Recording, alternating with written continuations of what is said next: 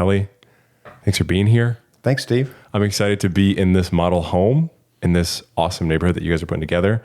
So just to get right off the bat, who is Kelly? What do you do for Habitat? How do we get to this point?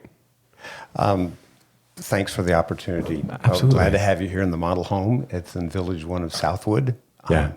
I've worked with Habitat 3 times over my career and worked in the nonprofit sector and the church ministry sector for all my life. Yeah. But what I love to introduce you all to is the opportunity. So many corporations want to get involved in the community. Habitat is a natural conduit for bringing in-kind donations and volunteer energy into housing, which is a super serious issue, especially in our community, but most communities in America, for the affordable housing specifically. So you're in a home that's going to be owned by a homeowner who would never have an opportunity otherwise to own a home. And as a result of that, I know the family. They're moving out of a poverty situation, but they have 2 jobs and can make a mortgage payment that's interest-free. And they're going to own this home and build financial equity and live in a great neighborhood for their kids. So it's going to be a huge trajectory change from where they were before. And that's what Habitat tries to do, is give people this opportunity. Absolutely. And I know beforehand we were outside and you mentioned that the sweat equity involved in the neighborhood is what makes it run, because there's a sense of pride. Right. Everyone comes together. And like we had mentioned, you can't just come in and fix something. You can't just come in and build a home and leave. It's about nurturing those relationships. So talk to me a little bit about that philosophy for this neighborhood with gathering everybody to build it for themselves.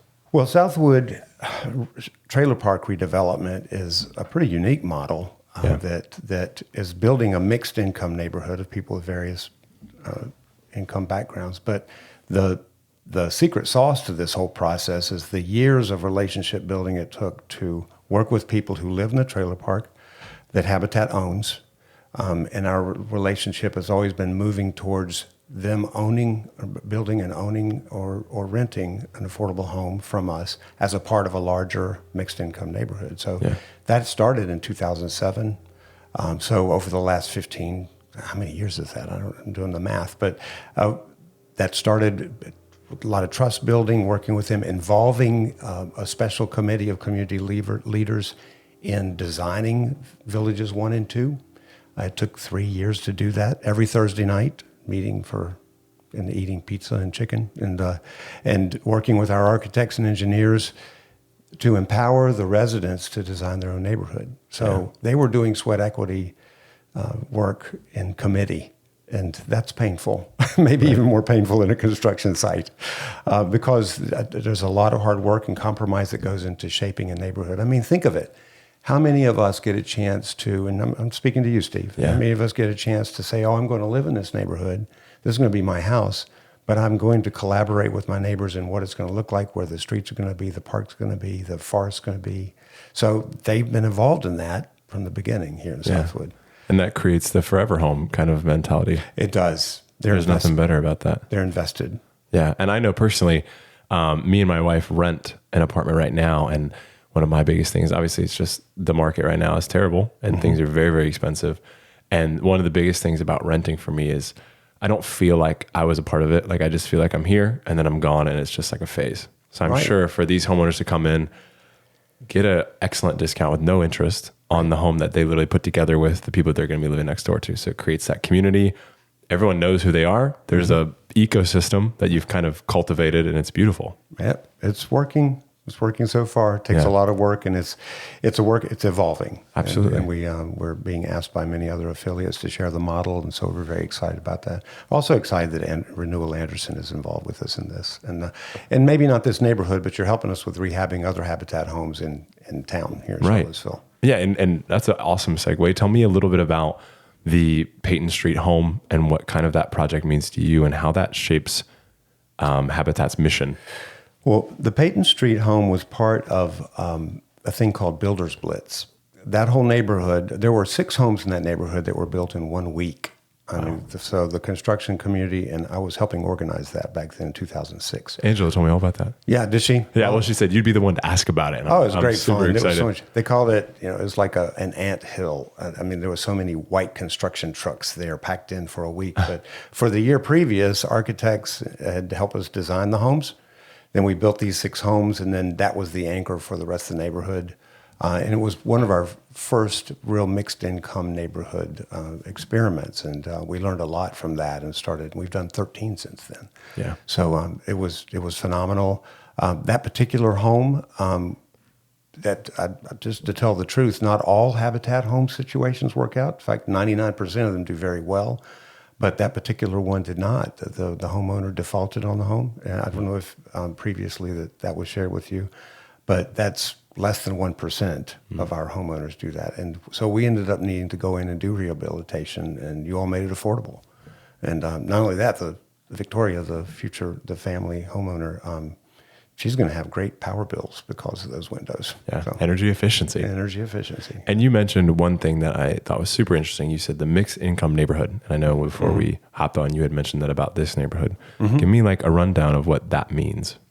Well, when to put it simply, instead of building in small lots here and there, a few homes all over town, in 2003, 4, and 5, we decided to be aggressive and to buy larger pieces of land, subdivide that chunk into smaller lots like any developer would do, but then sell about approximately half of those lots to the builder market, construction companies who want to be a part of us.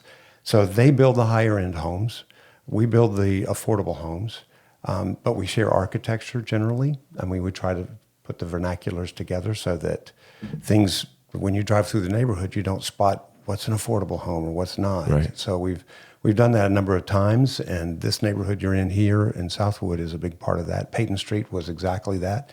Yeah. I doubt you knew which ones were the Habitat homes and which ones were the market rate homes when you drove through there. Only until you pointed it out. Yeah, right. And now that the landscaping is mature, it's beautiful, it's shady, and the neighborhood is sound. So, yeah. Right. So that's our model. We want to bring, well, if I can break philosophical for a moment. Please. One of our problems in our America today is we've segregated ourselves, especially by housing.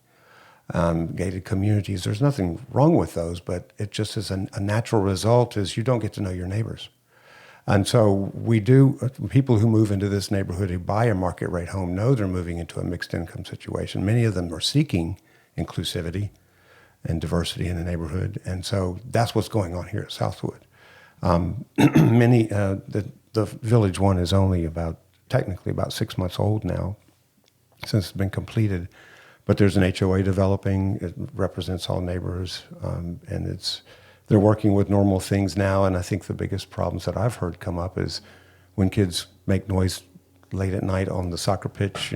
What do we do about that? And your pet is coming and defecating my front yard. So what are we going to do about that? I mean, those are normal neighborhood problems, and that's the most serious stuff we've had so Pretty far. decent problems to have. Yeah, those are great problems to have. All things considered. Yes. One of the biggest things that stuck out to me is you guys are literally in the weeds of your projects.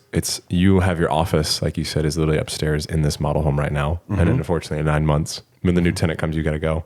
Where does that passion spring from? Like how did you get to this point, and how does Habitat's mission line up kind of with like that?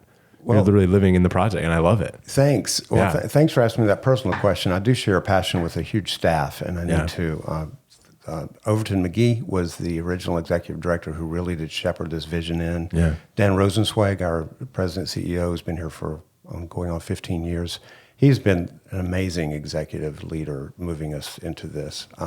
But I would say the whole staff are really built into the idea of egalitarian housing, giving people opportunities to own a home. We collaborate with all the housing groups in town, especially for affordable rentals and Piedmont Housing Alliance, which helps middle income homeowners move into the market, which is tough.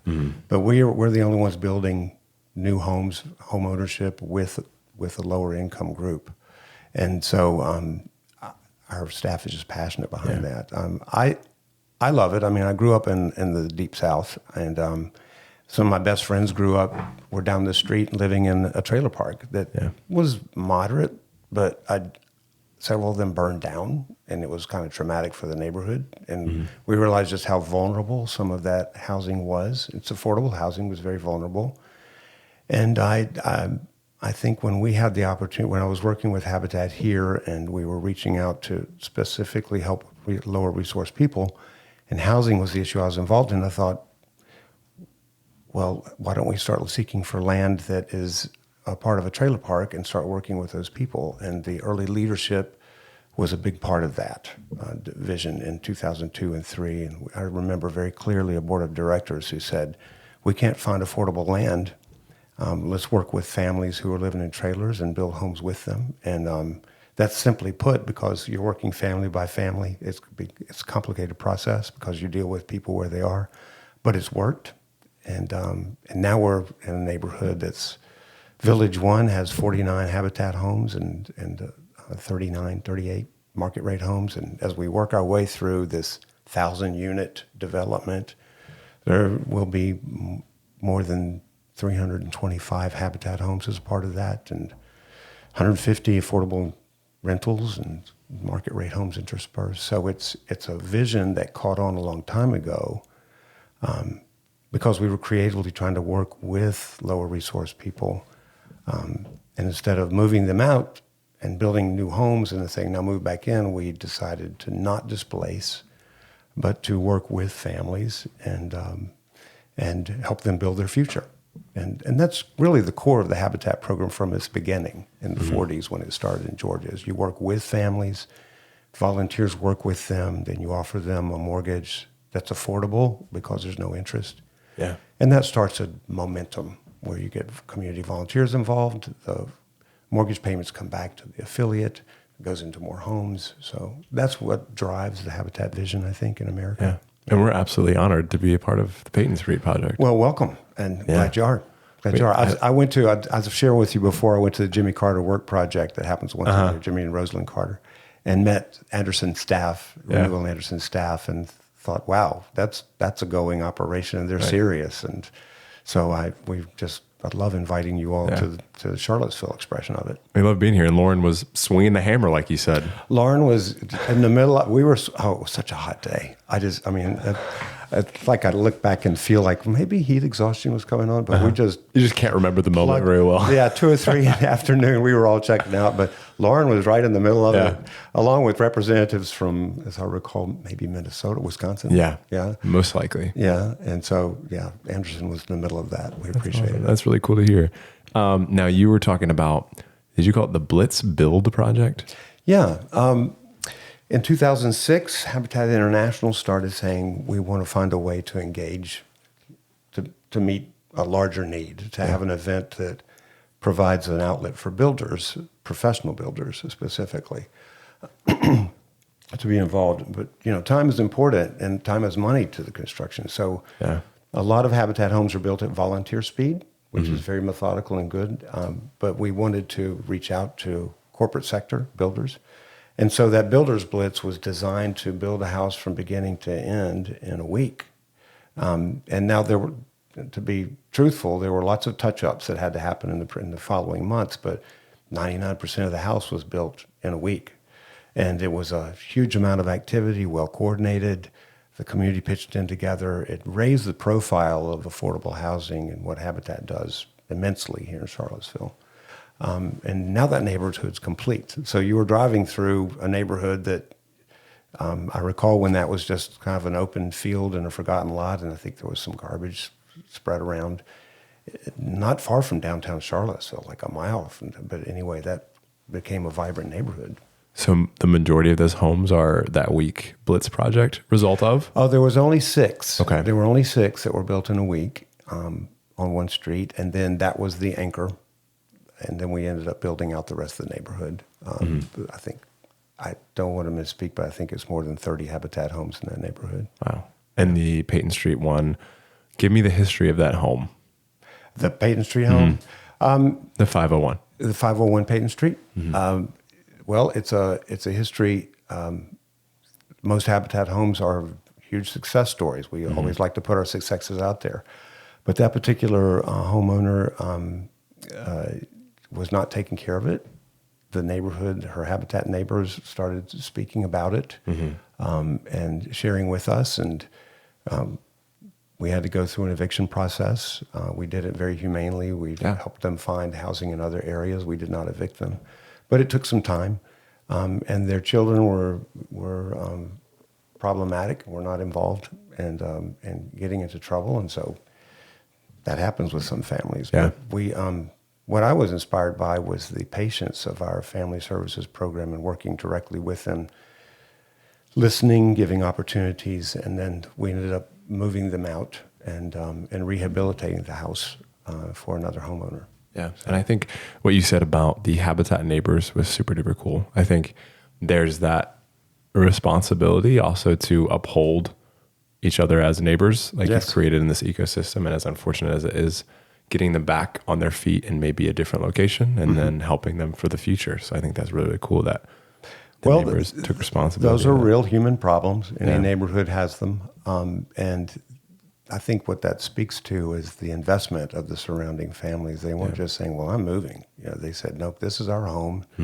And we help build these homes. This is our neighborhood. And so we want to advocate for ourselves. Yeah, absolutely. They did. And I know Renewal, we're donating 11 windows. How do corporate donations like the one that we're fortunate to be involved in right now assist in these either Blitz projects or just these renovations? Well, it's much like the construction process. They get involved with our construction crew on the front end. They see the need. Someone like you all pick up the human story. And so Victoria and her family are moving in soon, and you picked up on that. But it's a lot like a construction project, normal construction project early on. You come in, you see the needs, you spec those needs to the particular house, and then and you all are helping install them. That's fantastic. We have a construction crew that does a lot of work, and we're involved in many homes. So you all came in today and do that. That's very helpful. No, and we're so honored to do it as well. I think it works out perfectly because as Renewal, we are the remodeling, or we are the renovating team. We have our own guys that come in that are the best in the biz, and they loved it. And then when they pulled up, they were smiling, and it was going to be a hot day, but they were really excited to do it. Yeah, and I think y'all are taking some Gatorade out. Yeah, we're taking some Gatorade. Yeah, that's right. So I know you mentioned Victoria. That's the future homeowner. Once it's rehabbed and we're ready to go, what are kind of the future plans for that home?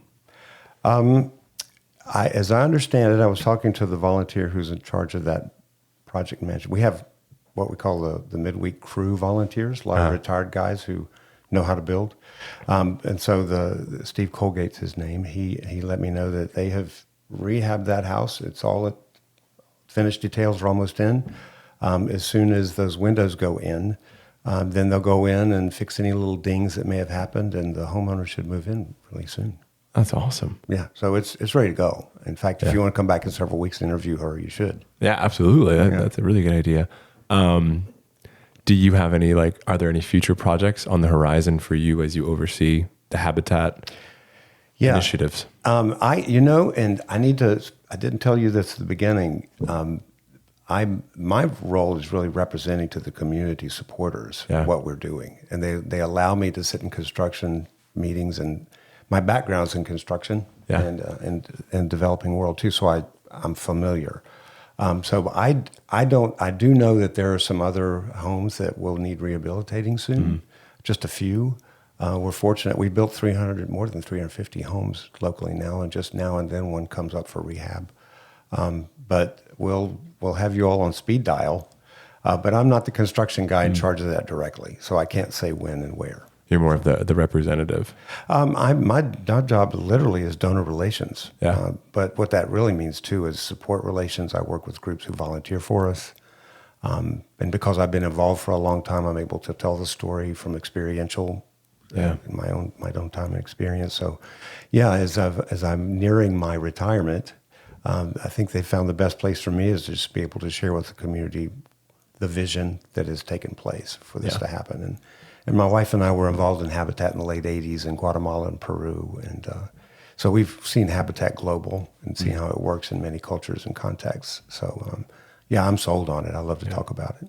And I think you were the best man for it. As we had mentioned, you have a deeper understanding for the process of it's not just go in and fix it, but it's go in and create sustainable solutions. So it's cool that you're involved like that. Yeah, what flashes back to my mind is when my wife and I were involved in Peru, in Arequipa. It was when the Shining Paths were very operational there. We had to end up leaving because of threats to our lives. But we were involved in communities there. The Inca people, self-help and community social work happens naturally. One day a week, everyone pitches in for community projects. So they were building 100 home neighborhoods and quickly. So just to watch how that can work in some cultures where they have a natural community mindedness anyway, inspired me early to see how people, they really do just need a hand up. They don't need a handout. People in the world, most of the time, if they're sound and not in a desperate situation, they just need partners. They don't need saviors. Right? Yeah, that's awesome. I think we could all learn a little bit from that group of people that was working together. Yep. That's awesome. Glad to help. Well, Kelly, I think that's everything. Oh, really? That's easy. Yeah. Do you have anything else that you wanted to add regarding projects or? No, but what I love about what you all are doing is there's a middle ground in the nonprofit field and the corporate sponsorship field. The middle ground is the creativity at what it takes to work, and sharing resources with us as we do what we do is just vital. As you can imagine, funding is always an issue, but for construction is super expensive. So in-kind gifts help a lot and to go. Not to mention that it also engages the hearts and minds of the builders who do it. So thanks for being involved in this. Thanks for having us. It's an honor. Sure. Well, you all were a top sponsor for that home. Absolutely. I know we had mentioned the 11 windows that we are donating to the cause. Can you give me a little bit of insight into how that will affect energy efficiency, the affordability of the home, and just what happens inside the home? Sure. Well, 11 windows of that size in a 1,200 square foot home. Yeah.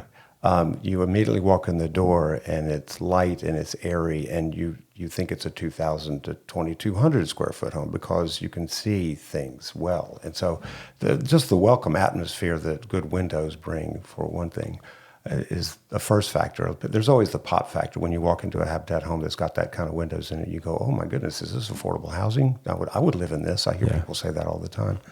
I'm downsizing. I think I want a house like this. And so they love it. And usually the windows make that difference. Then the next thing is the power bill. If I can refer to people that we're working with currently in a trailer park at Southwood, their power bill can be $400 or $500 a month in a dark trailer trying to heat and cool it. But because of the energy efficient windows, most power bills in a Habitat home with new windows like this are around $80 a month. So you can imagine the $300 to $400 net difference it makes in a family that makes $50,000 a year for a family of four. You can imagine how much that savings cost makes a difference in their life. So it's beautiful design, practical function, and energy savings, which we're all interested in. So, nothing better than that. That's the trifecta right there. And I had a chance to walk through 501 Paton Street before we came over here, and I saw it when it was shabby, and it's just not the same place now. And it really is just how light and airy and the windows are, and the painting, the finish work. So that makes a huge difference in a home. Yeah, absolutely. Good. I think that was awesome. Oh, good. I love good windows. I have Andersen windows in my house. And hopefully they're the best windows ever. Well, they're older, but they're doing good. They're doing well. Because I know you had mentioned they're still, either as you or Angela, she mentioned they're still kicking and they're still great windows. Oh, they are. They are. They're still kicking. They were designed well 30 years ago. Yeah, they're still doing well. I probably should replace them, but we'll see. Yeah. Well, thanks for being here, Kelly. This was an absolute honor, and we're honored to be a part of this project and coming to see what you guys do. Thanks, Steve. Thanks. And on behalf of the whole Habitat team, it's been wonderful being the representative here in Charlottesville. Absolutely.